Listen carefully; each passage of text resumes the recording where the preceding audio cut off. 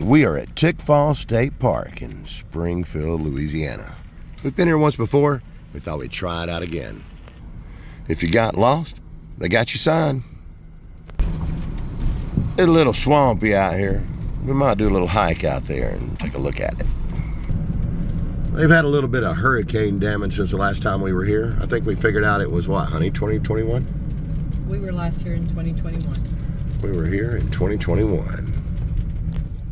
If you're thinking about coming out here yourself, they have really good laundry facilities, great bathrooms, and really interesting camping spots. Look at those interesting tents. So we're going to settle in tonight at Tickfaw State Park. This is our spot right here. Campsite 43. Backs up to this swampy looking area.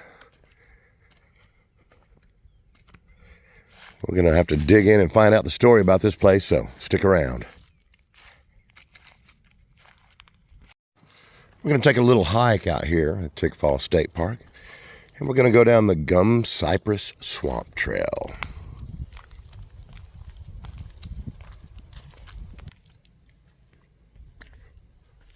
Let's go check this out. Looks like a pavilion out here on top of the swamp. This trail goes out into the swamp, loops back around to the right, and comes back to the pavilion.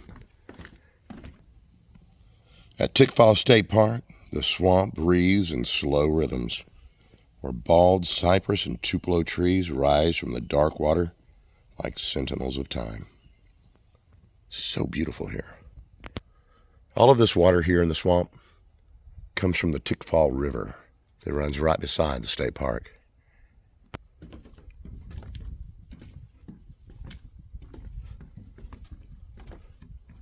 It's the Tickfaw River that has quietly shaped the land through floods, silt, and seasons for centuries here.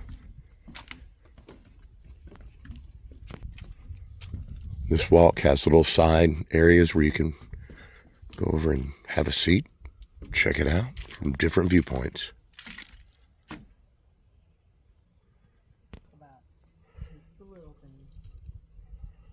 Paula asked me a valid question when I noticed that there was a PEX line out here for water. She said, "You wonder if they refill the swamp from time to time?" Look what Paula found. Oh. Little lizard. He's afraid of us.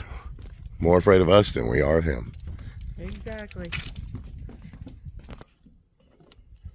When you watch movies about Louisiana, this is what everybody thinks of. The bayou, the swamp. Maybe there's some alligators out there.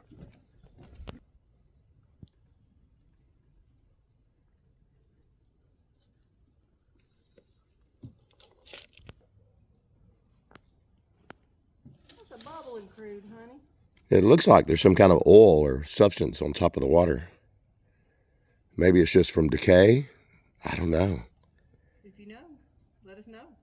Yeah, let us know if you know what that is.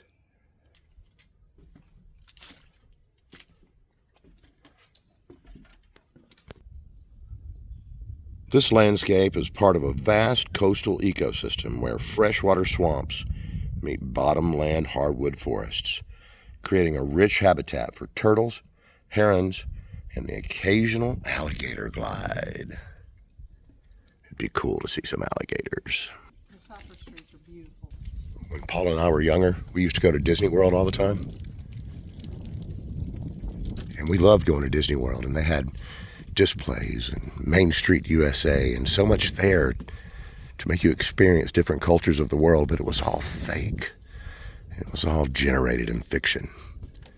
And when Disney World became too expensive to visit, we started spending our money traveling around the world and experiencing real culture for ourselves.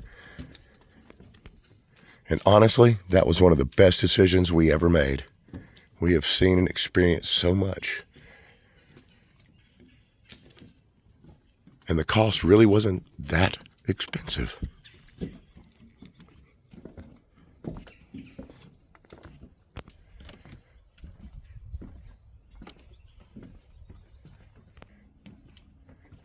The boardwalk is built up above the swamp. Look at that.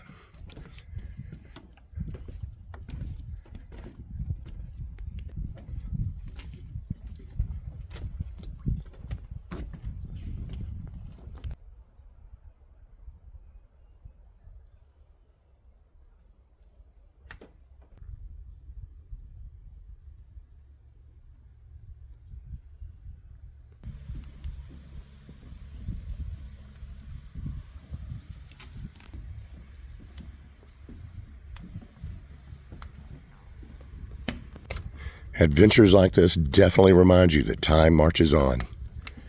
This swamp has history, hundreds if not thousands of years old, and it's still cycling every day. Check out these palm trees growing right here in the swamp, on the edges of it. There was a hurricane that came through about a year and a half ago. Did quite a bit of damage since the last time we've been here. And you can tell where parts of this boardwalk have been replaced. We're back at the pavilion. Check this pavilion out. It's got a little amphitheater area down here. The rangers could come down here and tell you about the wetlands and the swamp. You always find out interesting information at parks. Like here about the wetlands. The bald cypress is the king of water-loving plants. It's the state tree of Louisiana. Since European settlements, we've lost over 100 million acres of wetlands in southern Louisiana. Levees, canals, lumbering, oil. And without these dense marsh wetlands, saltwater intrudes into fresh areas, killing plants and trees. Outgoing water is no longer filtered of pollutants, and oyster beds, fish nurseries, animal breeding grounds, and the food they produce are all at risk. Check out that. There's the trail we went down that way. And over there is where we returned from. This is really cool. Spanish moss is another plant that's protected in this park. An entire industry was built around Spanish moss up until the 1940s. They used to stuff mattresses, car seats, everything else with it. And finally, rubber and other materials were created, synthetics, and they stopped picking the Spanish moss. But it's still just about gone. And just so you know, Spanish moss does not suffocate a tree. It's actually an air plant, very much like the one that we carry with us everywhere we go in the van. Paula carries Georgie, our air plant, with us everywhere we go. Because if we ever cross into Canada, they have restrictions on soil, but they don't have restrictions on plants. So just in case, we have a plant that can cross over country borders. If you hear the change in our voices, that's because we were yelling at the parade yesterday at Mardi Gras. Live life. Get your adventure on.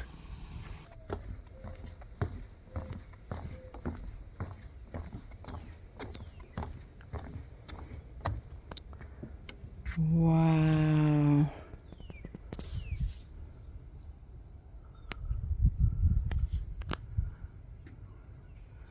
What we have here is a Louisiana bicentennial cypress legacy. This tree has been alive since 1812. Here's its plaque.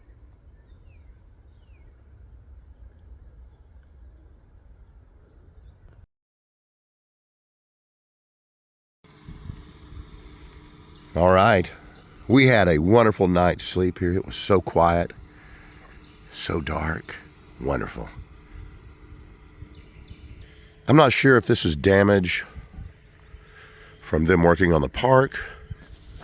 I know when you look up at the tree lines and you see all the damage in the trees up there, we looked it up last night and Paula discovered that it was August of 2021 when the hurricane came through here and devastated the park. Took them years to recover. We were last here in June of 2021, so just moments before Ida came up through here and destroyed it. The owl actually passed right over. Here's some photos of what it looked like when we were here last.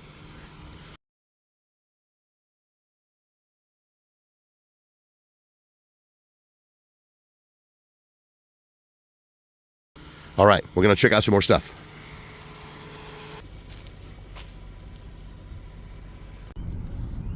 We're going to check out the Nature Center before we leave Tickfaw. Let's see what's there. This is the bus drop-off area. We have handicap ramps and steps over there.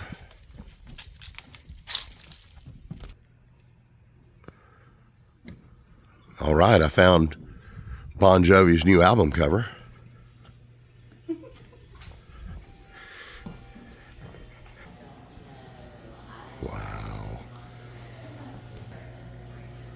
Nature does not hurry, yet everything is accomplished.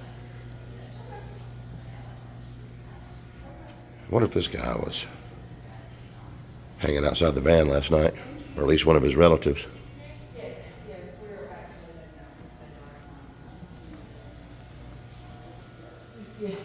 Look at the Spanish moss. It's actually alive. It's an air plant, just like Georgie. I heard that guy all night long last night.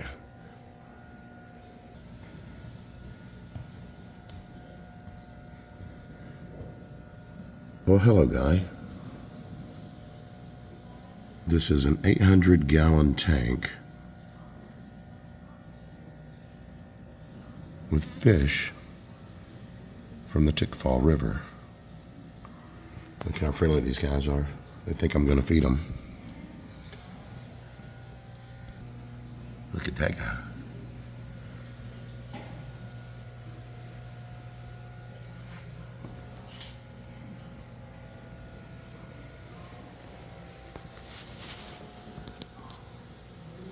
I think my grandfather put that there.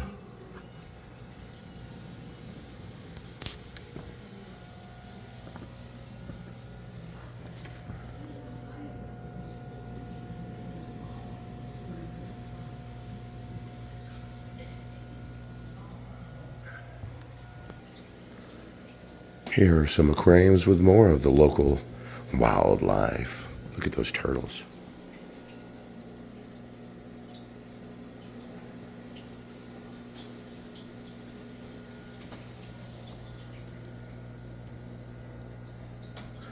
He has an interesting shape to his head. Is that a snake? It's a salamander or something. It's a salamander. Look at that.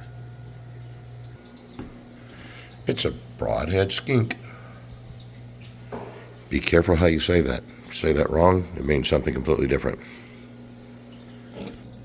This guy's just curled up right there. You can see that right there is his body. It looks like his head's right there.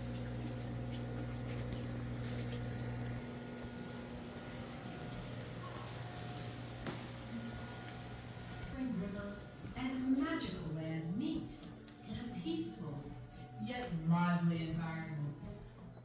In the Tickfaw River area, animals find shelter in its nooks, stalk its wetlands, listen to nature's symphony, smell the changing seasons. Welcome to Tickfaw State Park. When you're here in the Nature Center, make sure you check out this display that tells you about the Paleo Indians dating back 10 to 12,000 years ago, as well as Mississippi culture in 1000 to 1500 AD. Look at these artifacts that were discovered here by archaeologists. These are all dated back to 1300 AD. Human life has been trying to survive for a very long time.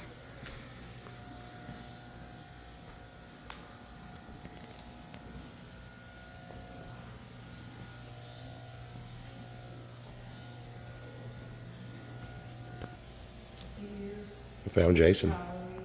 This might help some.